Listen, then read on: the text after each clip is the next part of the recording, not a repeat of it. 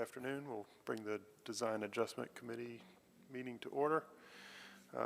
First, I'll read an introductory statement that the meeting of the Design Adjustment Commission will now come to order. Today's June 18th, 2025. Attorney Mike Satterfield will be advising on legal procedural questions, and Brian Chambers and Amy Bradshaw are here to serve staff to the committee, service staff to the committee.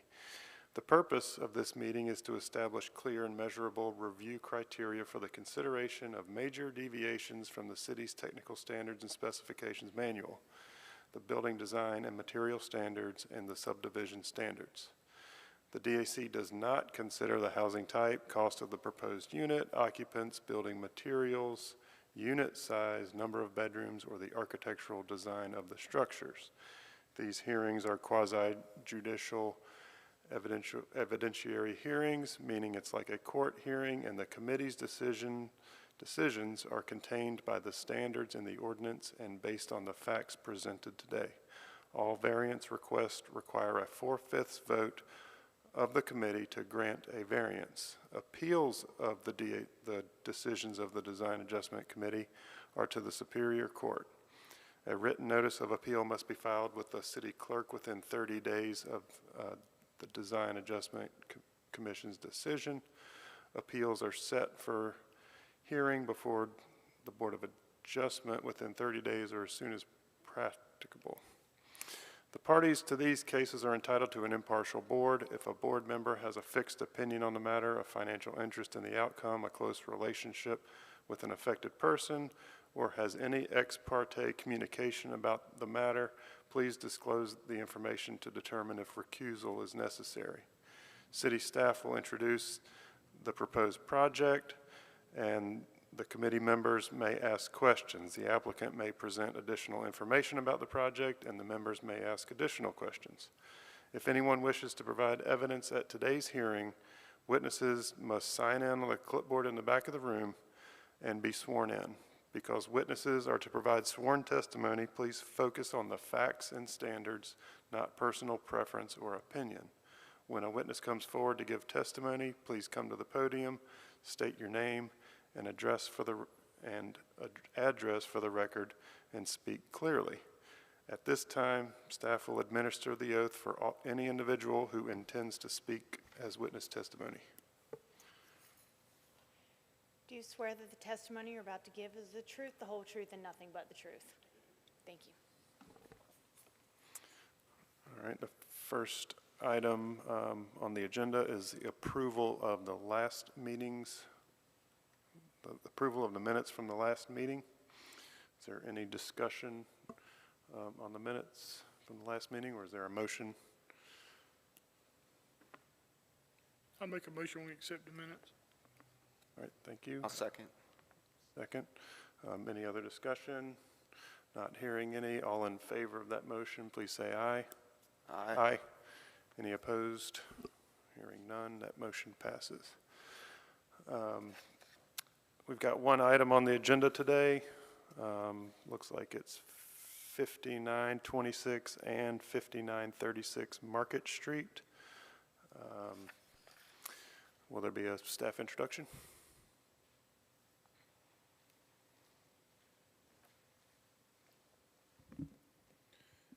Good afternoon, Mr. Chair, members of the committee. This is a request for design adjustments at 5926, 5936 Market Street. This is a proposed vehicle sales dealership and associated parking. The site contains approximately 8.21 acres and is zoned RB regional business. The site once contained a manufactured home housing development. It's currently mostly vacant. They're requesting 3 waivers today from the technical standards. The first being relief from the maximum length of a private driveway. The second being relief from the standard property line offset for a private driveway. And the third relief is from the standard drive aisle width for a private parking lot. The site is accessed along Market Street, as shown here. There are 2 existing driveways along Market Street, and there's also an existing access shown here along Cardinal Drive. The Land Development Code specifies that parking facilities must meet the ingress and egress requirements per the city technical standards. The first waiver that they're requesting is the 500, 800-foot rule. The applicant proposes a series of private driveways that exceed the maximum length, ranging from 50 feet to 585 feet, and a waiver is required. The technical standards also stipulate that all driveways shall have a property line offset of 75 feet. The applicant's proposing using an existing driveway that's less than 75 feet from the property line, and a waiver is required. And the technical standards also state that all driveways shall have a property line offset, or excuse me, there's two kind of rolled into one there, that there's a separation requirement of 250 feet. The applicant proposes using an existing driveway less than 75 feet from the property line and 150 feet from another driveway, and a waiver is required. And then finally here, adjustment number 3 that's shown on your screen. The minimum parking lot drive aisle width is 24 feet. The applicant's proposing 20 feet, and a waiver is required. I'd like to enter this presentation and case summary into the record. The finding of facts for issuing the waivers are identified on your screen. Happy to answer any questions that you have. The applicant's here as well. Thank you. Does anyone have any questions of staff? Not hearing any. Thank you, Pat. Thank you. We'll invite the applicant. Vice Chair Balkanowitz, can you address Mr. Butler's Oh. presence with or familiarity with the previous DA or site plan? Gotcha. Yep. Forgot to mention, we do have Mr. Butler is aware of this site plan, maybe not this specific one presented here, but he's been involved in this project. And I wanted to ask if there's any objection from the applicant with his presence on the council. We do not have an objection, no. Okay, thank you. Well, thank you. My name is Cindee Wolf. I'm here on behalf of Latham Family Holdings, who are the owners of the tract that the project entails. But I'd also like to point out that both of those other lots that I have in dashed are under the ownership of Wilmington Auto Group, and both entities are connected and managed by the same official. And I think that's important to look at it sort of as a holistic type of project for some of these purposes. The original site plan that was reviewed by TRC a few months back, there were several technical compliance issues and the need for extensive tree removal. The project team looked hard at those requirements after that TRC meeting, and rather than attempt to justify this plan, they worked hard at revising of the layout to limit the necessary waivers and variances. The architecture of the building was flipped, access and circulation are being improved, and I'll explain that further. Over 65 vehicle display spaces were lost, which obviously is, a concern to the business. And the tree save was maximized. We're granted variances from the Board of Adjustment last week to address some tree removal back in the pond area. There's still a couple technical waivers being requested today, but we believe that they're justified and well mitigated on the current plan. With your indulgence, I'm going to start with waiver number 2 instead of waiver number 1. It's a little more logical to go from the access internal to the site. So there are currently 4 existing driveways into the various parcels of the composite dealership. Along with exceeding the number of permitted driveways, none of those meet the criteria for the 75-foot offset from any adjacent property line along a major thoroughfare. With the advantage of the connected ownership of the parcels, our proposal is to actually eliminate 2 of the existing driveways. With a total of over 700 linear feet of combined frontage, those 2 resulting driveways would then meet the standard of 2 driveways in over 600 linear feet. Separation from Cardinal Drive is in excess of the 230-foot standard. The location of the northeastern driveway is now well in excess of 75 feet from the next adjacent parcel that isn't part of the composite ownership. The waiver I guess we're asking for here now is for the 178-foot distance between the 2 driveways. The technical standards recommend 230 feet, I believe, between dual driveways along the same major thoroughfare. We certainly believe that the requested deviation to these driveway locations will be an improvement to NCDOT and the city standards. They'll certainly more closely conform with technical standards for driveways along a major thoroughfare, thereby meeting the overall criteria of safety and the public interest and reducing conflict points and congestion along a major road corridor. They can be accomplished as a cooperative effort for the interconnectivity and can be addressed with recordation of formal cross-access easements to assure that this future access is perpetual. So back to waiver number 1, which is the 500-foot rule. And it is certainly, I believe, the most addressed waiver in my long experience in development. You know, it's an unusual situation. Certainly, it makes sense that the intended purpose is for public safety when access is through private property. So in this case, we're basically addressing the distance from either Market Street or Cardinal Drive to the rear part of this project, which is the dealership vehicle storage space. The hardship is due to the location, the state and depth of the tract, and the redevelopment nature of the project. Chester Street is a private residential roadway, so no interconnectivity is possible to the back there. And using the rear portion of the parcel not using the rear portion of the parcel would certainly be severely limiting to the dealership and the business. These deviations, and I don't know whether you'll have to go through them one and each separately, but in all cases, there are at least dual, if not multiple, circulation opportunities. They certainly would not increase congestion or compromise safety, since circulation within these private drives is limited to the employees of the vehicle dealership. They would not be contrary to the public interest or materially endanger the overall public safety, because these improvements still meet emergency services criteria for the width of the aisles and for the circulation. So with that, we're at the final waiver, which is reduction of the aisle widths at this back section of the project from 24 feet to 20 feet. The standard width of public parking lot aisles with 90-degree parking is assumedly based on limiting the required turning movements for the maximum size vehicle that can be accommodated in an 18-foot depth parking space in public.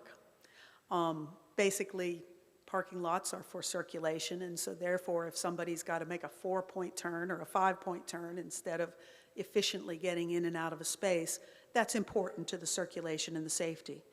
In this case, the activity within this vehicular storage section of the project is extremely limited. It is only used by employees of the dealership. The dealership uses the front portion of the business for vehicle display. If a car is located in this section and is requested for viewing or a test drive, an agent retrieves it, brings it up to the display lot. This waiver will allow better preservation of the regulated, significant, and specimen trees within and around the periphery of the area. That's why I showed the trees on this exhibit. As I said, we worked with the Board of Adjustment for the trees in the sort of upper right-hand section as far as preserving them, but the entire southwestern boundary has a fairly substantial tree line, and by allowing those access aisles to be 20 feet instead of 24 feet, compacts that area both in the northeastern section and the southwestern section.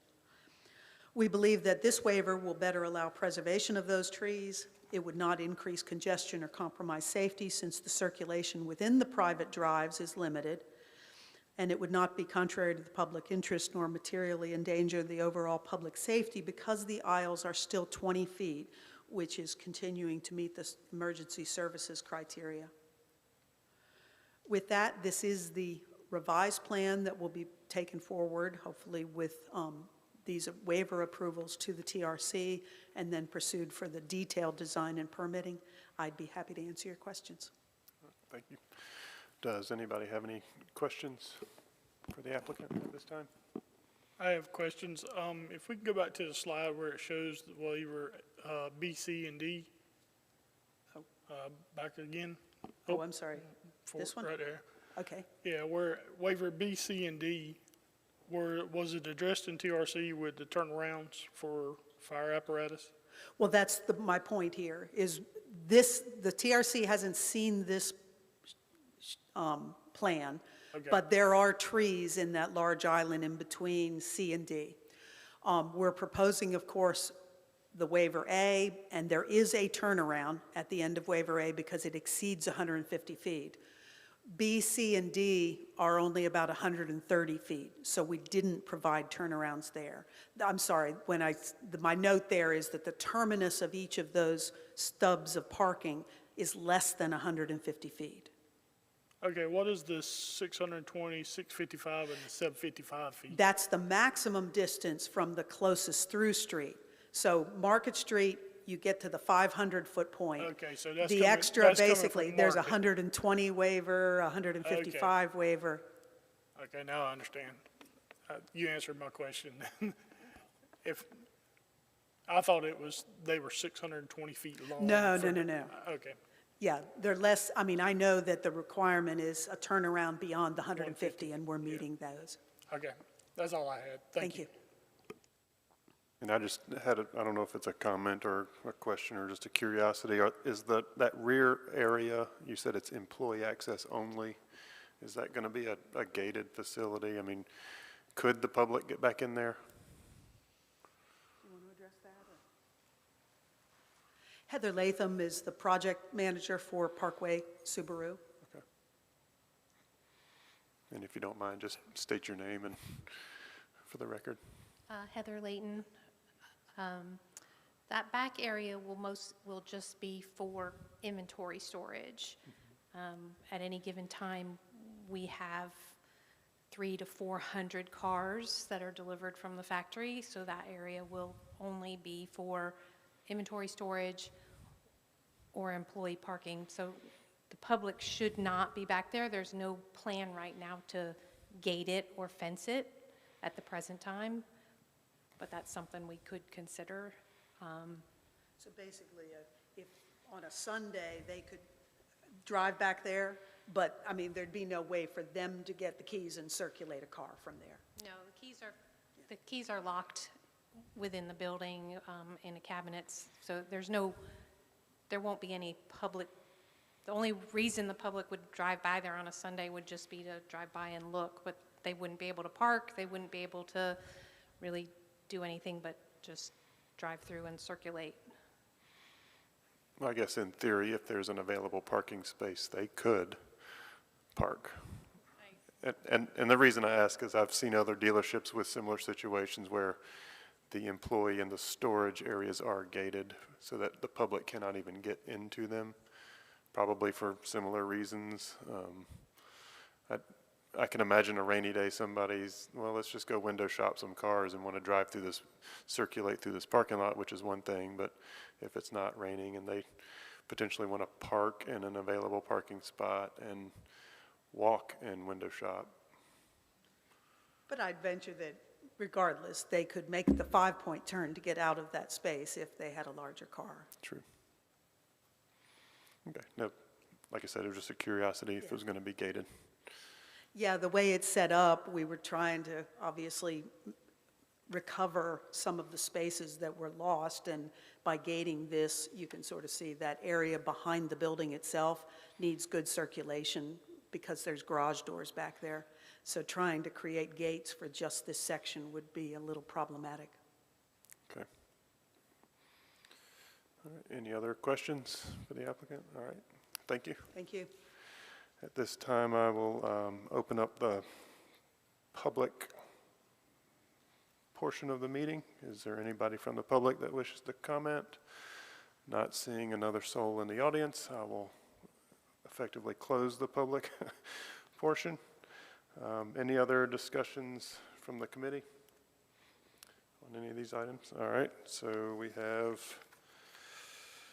I guess it's listed as 3 variances here. We'll just take them in order. I guess the first waiver is for the length of private driveway. Is there any, I think you kind of got some of my questions answered about those B, C, and D areas, or D, I can't even read them anymore. They're so small. There we go, B, C, and D. Look like they just kind of terminate. My only concern would be if there's a vehicle fired back there by the stormwater pond. Are you comfortable with the circulation of the site? Yeah, it's a continuous drive around. It would basically be just like a one-way street. They wouldn't worry about trying to back out, they'd just drive around. Okay, all right. Anybody has any comments, or does anybody want to make a motion on this first item? I'll make a motion to approve. Okay, I'll second. so we have any other discussion? None. All in favor of the motion to approve item 1 for the length of driveway, say aye. Aye. Aye. Opposed, nay. Hearing none, all right. The second item is the driveway offsets from property lines and between driveways. I guess we can handle both of these as, well, there's an A and B, it looks like. So the first waiver is for 75 feet from the property line. I think any discussion on that, I'm kind of in favor of allowing this. They're removing 2 driveways, 2 out of 4 driveways, so the reduction of driveways is a positive conflict point reduction. They are not reinstalling the driveway that is closest to the property line, to the north and east. I would agree. Okay. I'll go ahead and make a motion to approve, I guess it's variance 2A, the 75-foot distance from the property line, due to the justification of the reduction of driveways along the Market Street arterial. I'll second. All right, thank you. Any other discussion? No. All in favor of that motion, please say aye. Aye. Any opposed? None. All right, so the second one is the variance for the distance between the 2 driveways. It looks like, based on the diagram, they're required to have 250, and they have about 150 as it's listed in the report. My general feeling is it looks like they're removing one that would have aggravated that situation even further. So I think that's, again, an improvement in the conditions out there.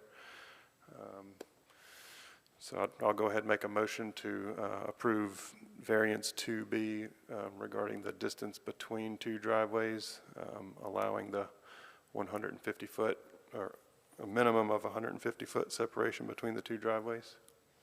I'll second. All right, thank you. Any discussion? Hearing none. All in favor of that motion, please say aye. Aye. Any opposed? Hearing none. So that motion passes. The last variance here is for the parking lot drive aisle widths, requesting a 4-foot reduction in the drive aisle widths.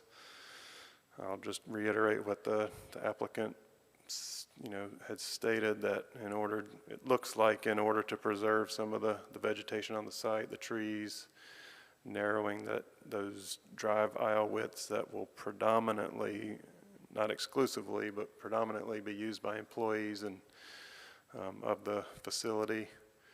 It seems like a reasonable request in my opinion. Are there any other comments? No, I would agree. It seems reasonable with limited public access. All right. Do I hear a motion for that? I'll make a motion to approve. All right. There's a motion to approve. Is there a second? Second. Thank you. Any other comments? Last chance. All right.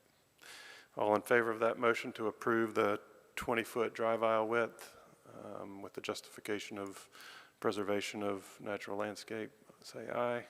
Aye. Aye. Any opposed? Nay. That motion passes. All right, that concludes this meeting. Oh, I'm sorry, I do have one more item here, not for the applicant, but we do have you gave me two things, Amy, and I forgot both of them. So, we have an adjustment to the calendar for the August meeting. Looks like it's our next meeting. We need to advance it by 1 week, and all the public notifications have been corrected, so, okay. So I think you have a copy of the calendar in front of you. Is there a motion to approve this calendar amendment? And if none, I'll make a motion to approve our next meeting to August 13th. Is there a second? I'll second that. Thank you. All in favor of that motion, please say aye. Aye. Any opposed? Hearing none, that motion passes. We'll move the next meeting to August 13th. Oh, I guess that's not the next meeting. Sorry. We'll correct that. So the August 13th, the August meeting is on the 13th. So, all right. That concludes the meeting. All right. Thank you.